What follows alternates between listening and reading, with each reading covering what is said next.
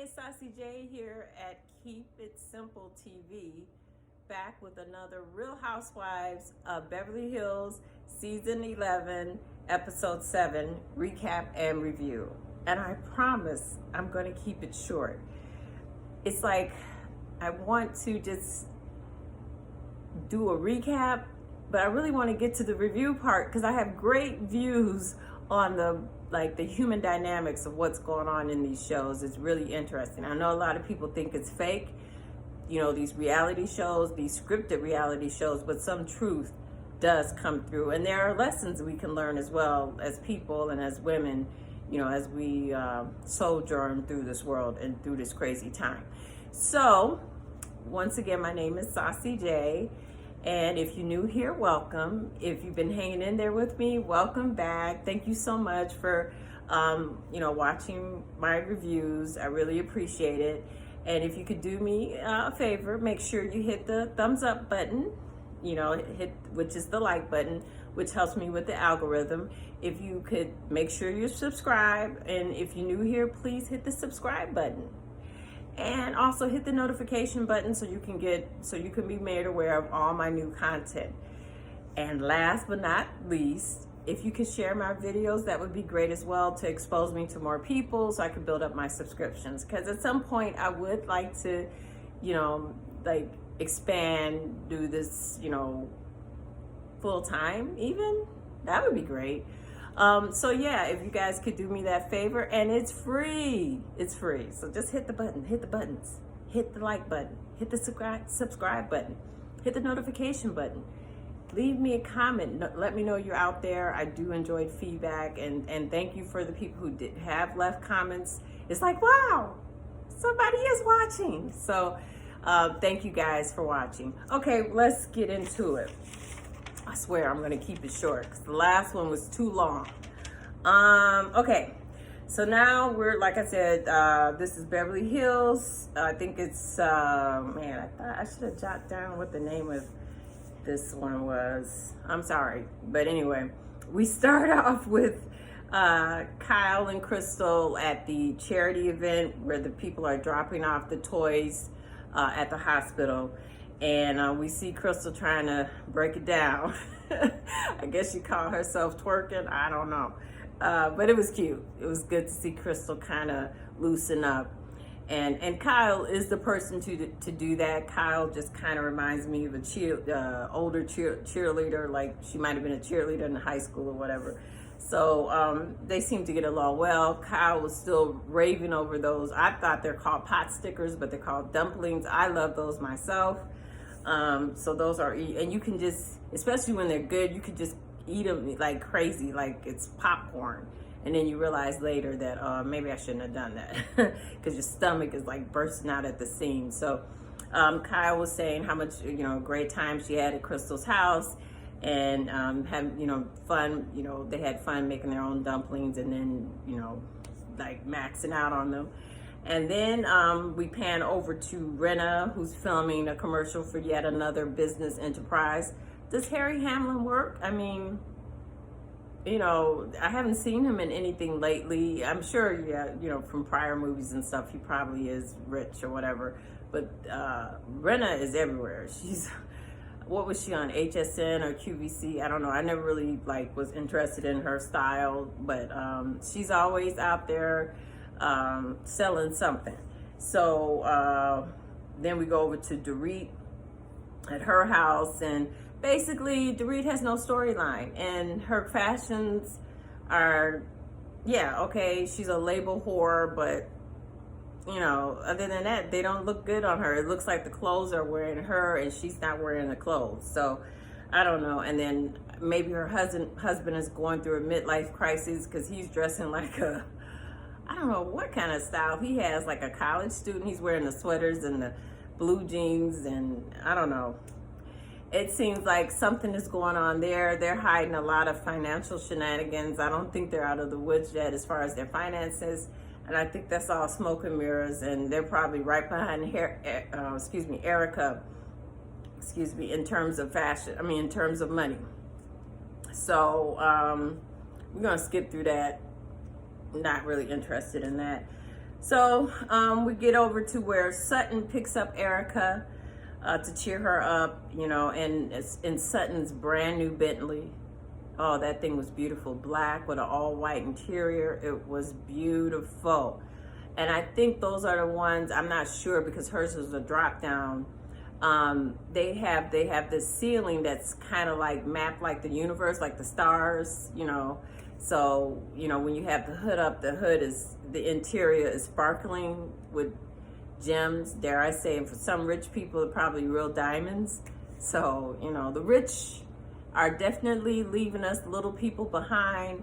They've been able to hoard all their money and nobody is talking about it. Just the other day, I read something about a super yacht where I think it's only going to have like 6 apartments. I forget how big this boat is, but they're going to allow people to buy like condos on this yacht. And they start out at 11 million, you know, but they don't have any money for everyday people.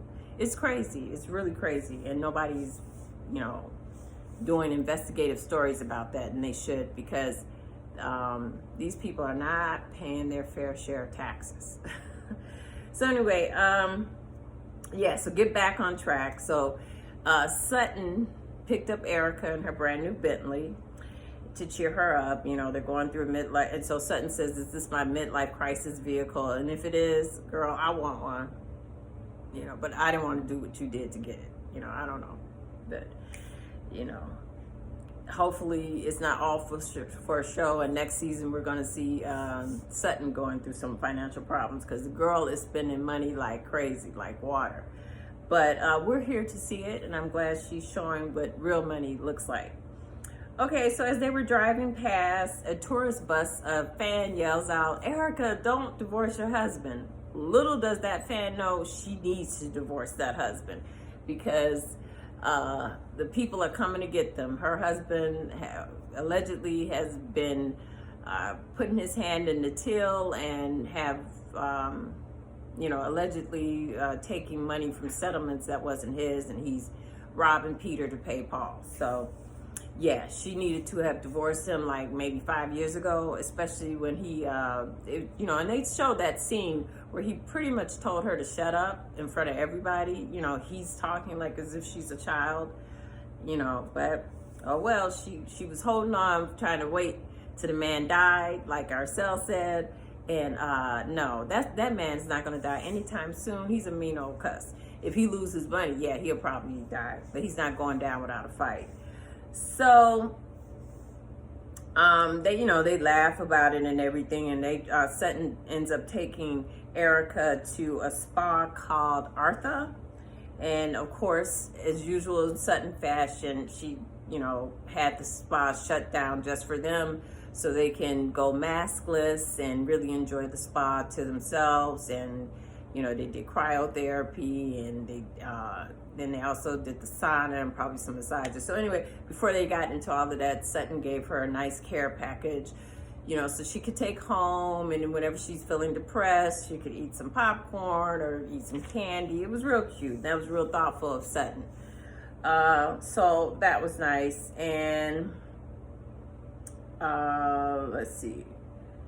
I have a note. Oh, so while all this is going on, they go to Erica's side interview, and Erica's trying to let us know that she's been in a verbally abusive marriage for the past 22 years. Girl, please. You signed up for it. You knew what you were getting into. This man was pretty much picking you and your son up off the streets. You were a cocktail waitress. This man was a famed attorney. You knew what your role was, and if you had to put up with his meanness to get to the bag, that's what you did. So I don't feel sorry for you, and it's like I'm neutral, you know, because it's like, in one sense, and maybe he was a bit autocratic, but you know, you should have been putting money to the side, like where the money resides. You should have been putting the money to the side, and you know, like Melania, you know, when she married Donald Trump, he bought her a house outright that's hers. Like if they divorced tomorrow, she got her own big 16,000 square foot mansion somewhere. So Erica, obviously, she didn't get nothing because she's leasing her new house, which is what looks like about 3,000 at the most square feet, somewhere between 2,000 and 3,000. And she was living in a 16,000 square foot house, driving Lambos. You know, sometimes you got to remember on your way up, you know, the law of momentum, cause and effect. You know, you got to pick your landing. So, whew, girl, I feel your pain, because that's a totally different world. But anyway, so yeah, that's the whole Erica spill. You know, she's trying to say that he was very controlling. It's, you know, she's trying to let people know she was just the wife. Matter of fact, not only was she the wife, she was the third wife. He had that house, that 16,000 square foot house, before she even got in the picture. So, hey, don't look at me. Don't look at me for that money.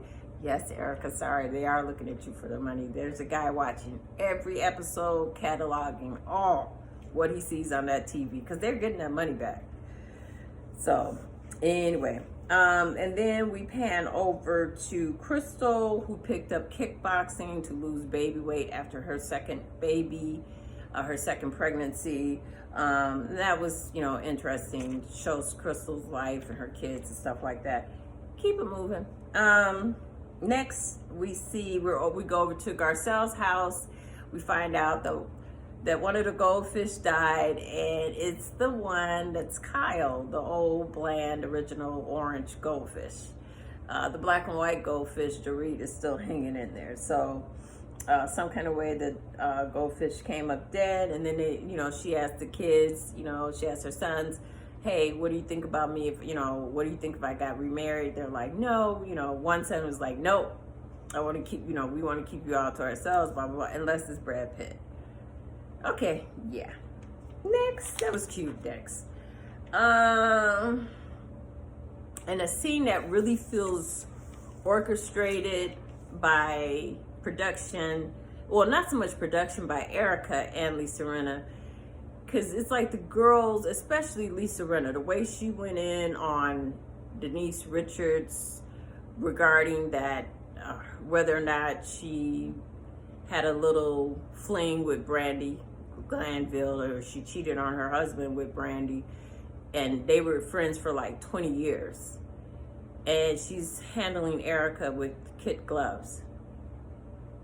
It's because Erica bullied them all. And I'm like, what is Erica going to do? Jump on you? No, she's not. I mean, Lisa, you're the one that's always talking about you got to own it. You got to own it. You're not pressing your girl about what's really going on with this divorce. You know, it's not about her with some other woman. You know, her with, no, the husband with another woman, as you see, because supposedly Erica now is upset with the editing of her in this season. I'm like, they're giving you a good edit. They're giving you a real good edit, because the only thing she could be a little pissed about is when they panned and showed all her clothes and all her stuff. But girl, that's, you know, that's what you signed up for. And yeah, they're helping out the lawyers. They can slow it down and go scene by scene, you know, take by take, to see all, to catalog all you got, because that's what they're going after. So they're in her, oh yeah, so go back. So now we go to where Erica picks up Rinna in her new, probably leased Range Rover, because Erica's trying to act like, you know, she's still rich, she still got it like that. She really don't, because nobody knows how this is going to shake out, because this man was, you know, stealing so bad. So, and everybody, he's taking out loans and stuff, so everybody's got their hand out. So anyway, she leased this beautiful brand new Range Rover, and, you know, trying to say, you know, I've never driven one of these. I've never ridden, you know, never had one of these. You know, I only had Lambos. Okay, oh yeah, well, girl, get used to it. You better hope you can hold on to that leased Range Rover. You might be going down to a Honda Accord before it's over with. You might be lucky to get that with the way cars cost today. So she shows up in, you know, probably a leased Range Rover to pick up Rinna. and they're gonna go Christmas shopping, you know, decorate Christmas decor shopping for Erica's new house. And while they were driving, like I said, in a scene that seems orchestrated by them, not so much, maybe not even production, but definitely by Erica and Rinna, they lightly talk about, you know, Erica's situation. So Erica says, yeah, you know, I visited with Garcelle. I finally saw her house and how beautiful it is. And Garcelle does have a nice house. And nothing I would pick, you know, if I had money, but, you know, the California prices are just out the roof for a home. But it's cute for her and her boys. It's real nice. And, you know, Garcelle takes up as the reporter and a viewer, basically, in asking Erica, well, you know, I heard that Tom is seeing a 61-year-old woman. I'm like, yeah, right. Because he was seen out with a 60-year-old woman somewhere. That was probably his secretary. He is not going out with no 60-year-old woman. But anyway, after Erica, no, he's not doing that. So she was like, oh, really? You know, Erica's like, oh, really? Oh, okay, my hats off to him. If he's still out there trying to get, you know, some vajayjay, go right ahead. She don't care. And so then Garcelle is like, well, then I heard you're dating one of your former Dancing with the Stars co-stars. And Erica's like, no, that's not true. And then supposedly she was dating some, I think he's a music producer. Or so, anyway, Scooter Braun. I've heard of his name in the, you know, gossip pages even before they linked Erica's name with him. But, you know, Erica's like, nah, that's not true either. So, you know, she's still holding back what's really going on in her life. And that's this criminal investigation. And I don't know if the feds are watching, because, you know, this, you know, what her husband did financially, but that's what she's going through right now. So Erica's really not thinking about probably dating nobody for real until this is all settled. And it's going to take a while. So then Erica was like, yeah, well, while, you know, I was reading the stuff about me, I happened to see some stuff going on with your daughter, you know, in there. So, you know, Rinna's like, yeah, it's true. My daughter's dating Scott Disick. So as it turns out, Lisa Rinna's daughter, Amelia, who's only 19 at the time, she's probably 20 now, whatever, has started dating Scott Disick, who is 37. And he's the 37-year-old baby daddy of all of Kourtney Kardashian's 3 children. So, you know, so everybody's like shocked or whatever. So they're trying to, you know, so then they point out that Harry Hamlin, when he was 28, he got married to Ursula Andrews, or I think that was her last name. And I remember this, but I was a kid. So I might be dating myself, but I was a kid when that happened. And I was like, because I really thought Harry Hamlin was cute. He was, I think they met on the set of Clash of the Titans or whatever. And next you know, he's marrying Ursula, who was like one of the, you know, real beautiful stars of her day. And it was a shock because Ursula Andrews married a much younger man. And so Harry Hamlin is not really fazed. He thinks that his daughter is just going through a phase. It's nothing to worry about. You know, he can't pass judgment because of the relationship he was in. And then Erica's like, she can't pass judgment because at 28, she took up with her husband, who was 61 at the time, a 33-year age difference. So she's not passing judgment. So Rinna she's like, trying not to get upset about it, but she's concerned, but she's just hoping it is a phase, and they're not going to try to make a big deal out of it. They just want her to be safe. And I'm going to talk about that in a minute, because I see Scott Disick, his strategy, and I don't think it is as, you know, pedophilic or whatever, to come up with a new term, as people are trying to suggest. I think Scott, I'm just going to go off tangent here and talk about that. I think Scott basically goes out with younger women, so he doesn't have that pressure of dating a woman that's in her mid-20s, early 30s. That clock is ticking, and they're going to want more than what he's willing to offer right now. So it's just easy to date someone younger who probably feels like she has her whole life in front of her, won't have a baby. You know, he's making sure to date rich young women. He's not dating, you know, girls that are trying to get the come up, and then they might try to put a baby on them so they can get that child support. So it's just easier to date young, rich women, and then he's probably done with them when they're like, I mean, when did, excuse me, I thought I was going to sneeze. Oh, man, I am. Ooh, excuse me. He was dating, I think her name is Sophia Richie, when she was 19, and when she became, turned 21, you know, their relationship dissolved. So, you know, and that's probably what's going to happen with Amelia, you know, and in this case, she gets to date this guy. She gets to go to all the right parties, wear all the nice clothes, be seen in the gossip blogs and pages and magazines. So, yeah, you know, I see his strategy. So he don't have to worry about no unwanted pregnancies, and nobody really trying to go after him for the money, because she comes from money. So it works out for everybody. So now getting back, so while they were in the store, they finally get to the Christmas store to buy the Christmas decor for Erica's home.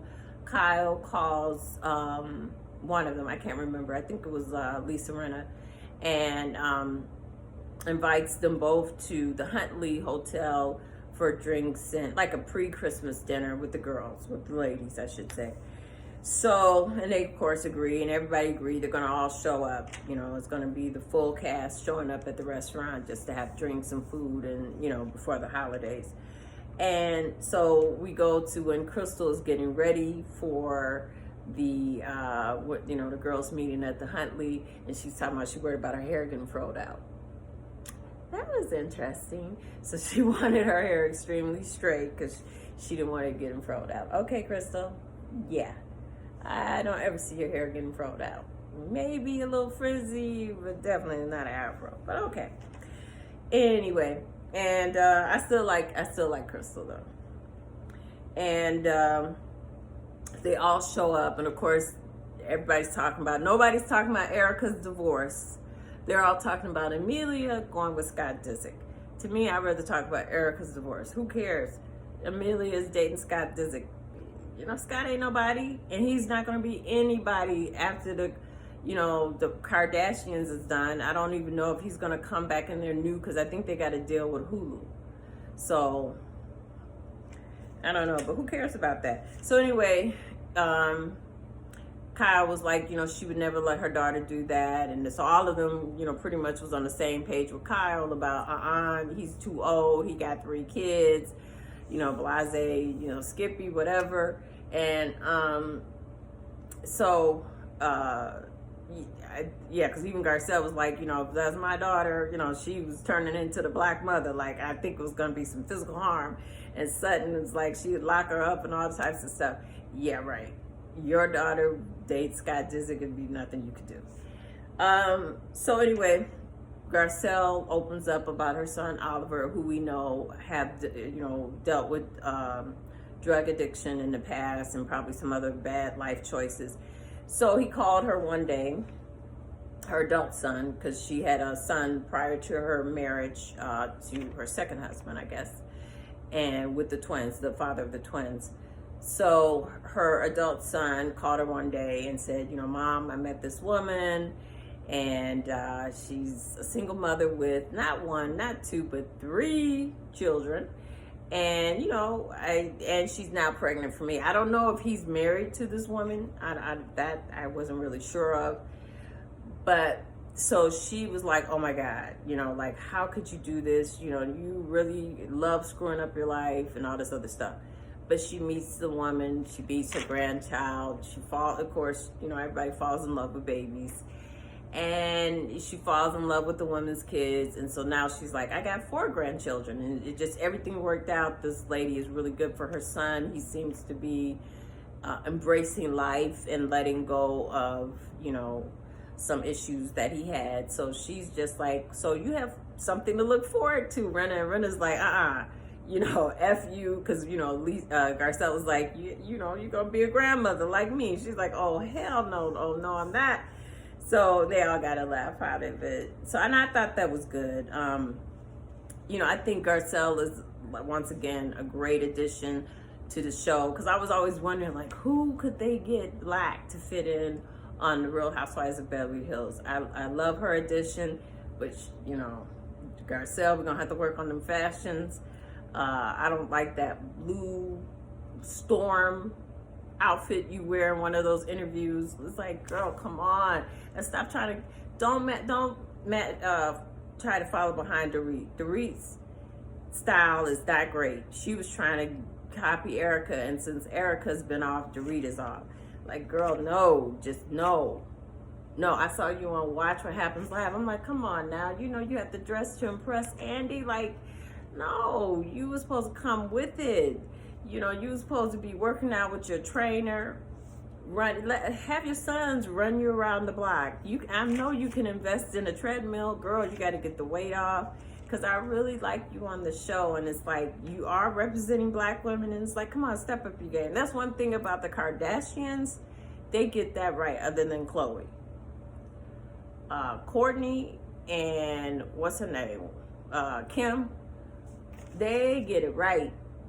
They're going to spend that money. They're going to work out those deals and keep those bodies together.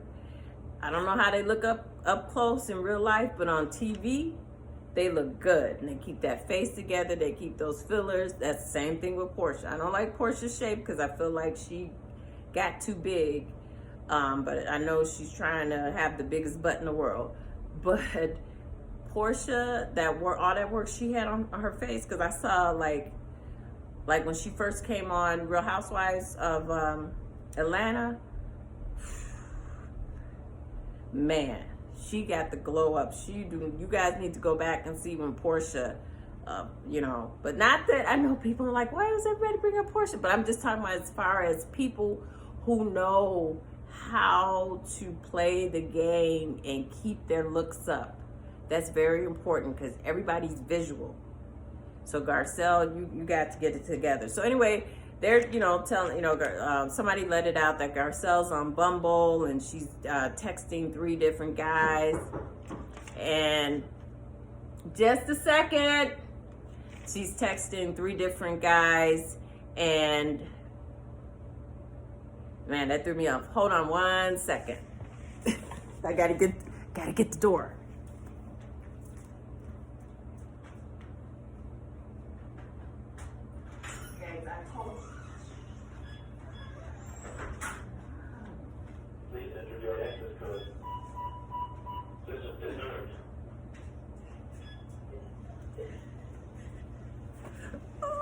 Talking about real life, this is real life, and I don't know how to edit yet, so oh my god, every time I try to film, something happens. But okay, forgive me for this. Pretend you didn't see it. So getting back to Garcelle, so one of the men, they couldn't believe that they're actually talking to Garcelle Beauvais, and I think that's her last name. And so this is hilarious. I wish I knew how to edit, but I don't. I told the person I was filming. Man. Anyway, so I thought that was funny. Because, I know guys would be like, oh, wait a minute. This is not the real Garcelle. So the guys were thinking that she was catfishing them. That, this is somebody else. It's probably, if they show up, it's going to be a man or something. So I thought that was funny. And anyway, so, they all got a good laugh. So, so Erica's like, yes, she's trying to get me back out there in it and all this other stuff. Erica's not trying to do no Bumble. She is trying to get another old rich white man so she could stay accustomed, so she could be, in the lifestyle that she is accustomed to, which is having, 40 grand a month for, glam maintenance, because you can see it. You can see that she needs that 40 grand a month because it's slipping. It's cracking. That facade is cracking. I don't know what she's doing with her lips. She went to the wrong person, but for that, Erica's look was perfect, flawless. I loved Erica's style. But now, it's slipping. It's slipping. Although I did like that Harlequin look with the black and white and the shorter like bob, ice blonde bob. That was good. But this other stuff, the lip filler, is not looking good. She's got to get that tightened up. So anyway, we get to like back on the Crystal and Sutton, you know, dynamic. These people are not, they're just not going to be friends. And I'm with Crystal on this. So Kyle, you know, finds a way to bring this back up, and then she sits back like a cat, you know, who's just had all the cream. And, you know, because of course Garcelle and Sutton go at, I mean, not Garcelle, Sutton and Crystal go at, and Garcelle does get in the mix. And it really pisses me off with Garcelle, because it's like, Garcelle, shut up. Because you just accused Kyle of being racist for you not paying, paying what you said you were going to pay at the fundraiser. You put the paddle up, you said you were going to donate $5,000, and you didn't. You didn't. You knew that you were supposed to pay that, and you're on TV. So I don't know if you did that for real and didn't pay and was like, so you could have a storyline and all this stuff. But it's like, how dare you tell Crystal that she shouldn't have felt violated? And like Crystal said, when you look up the word violated, it means just that, violation of privacy. It doesn't mean like what people have put it to in terms of abuse, like physical abuse or sexual abuse. It means you violated somebody's privacy. I can't read all the stuff that, you know, Crystal said. Like she said, Google it. So going back to Kyle brings it up and was like, yeah, you know, you shouldn't have said violated because it could take on to something else. And Crystal's like, what? Take on to what? Because she did. She didn't wait for me to say enter. Then she was like, well, I wrote it down. I don't know what's going on here. What do you mean what's going on here? Like you heard Crystal say, you know, I was putting on my pajamas. You know, what do you mean? That would have pissed me off too. So Sutton is like, no, you know, I heard you talking. I thought you told me to come in. Now you heard her on the phone talking to a friend. She never said come in. You're supposed to wait. You knock on the door, you announce who you are, and you wait. You knocked and went in. And, you know, and then other people are trying to say, well, you know, Sutton's like trying to say, well, I didn't get offended when Kathy walked in on me and I was naked, blah, blah, blah. Well, that's you. And you were a little, because we see, you know, when Kathy goes in the room, you're like, wait a minute, I'm naked here, blah, blah, blah. But you let it go. Crystal would have let it go if you had not said, I don't know what's going on in here. So it's like, what did you see? What do you mean what's going on? And then we see in the next scene coming up, you're like, I saw her titties. So she had a right to be upset. So it seems like the girls were all ganging up on her. You know, Dorit pretty much stabbed her in the back and was like, well, yeah, you did make it seem like you felt abused, blah, blah, blah, you know. And it was like, yeah, because of what she said. So anyway, guys. Oh, and getting back to Garcelle, it was like, Garcelle, like, you really needed to have shut up, because it was like, if you're going to tell Crystal not to feel a certain way, then you shouldn't have felt a certain way when Kyle brought up at the reunion, you didn't pay, you know, the charity event, you know, you didn't pay your $5,000 that you pledged to pay. And then tell her, you know, and then lecture her about, if you do that, other people are going to think I don't pay because I'm black, blah, blah, blah. No, you didn't pay because you don't have it like that. Or that's what it seems like. And I can assume that because, you know, you really, yeah, you might get acting jobs, but they're few and far between, and you're not really making, we can just assume that you're not as wealthy as Kyle or, you know, the other people. Anyway, you know, when you try to film and people just, just throw a monkey wrench anyway. So I hope you guys enjoy this. I can't wait to do the next one. This does seem like a filler episode, and it seems like these women are never going to go after Erica, and I'm hoping that Crystal can hang in there and come back next year. You know, I hope, because they're getting ready to like beat up on, I get the feeling like they're getting ready to beat up on Crystal and not really go after Erica about hey, did you know your husband was taking all this money from people? And like, are you going to help with the investigation so these people can recoup the judgments that they won in court for, you know, the settlements that they won? You know, these people are waiting for payments and stuff. And this man was allegedly taking their money, putting it in a trust. And then he would take money out of the trust to support her life, allegedly. So yeah. But anyway, thank you guys for watching. See you on the next review. Bye.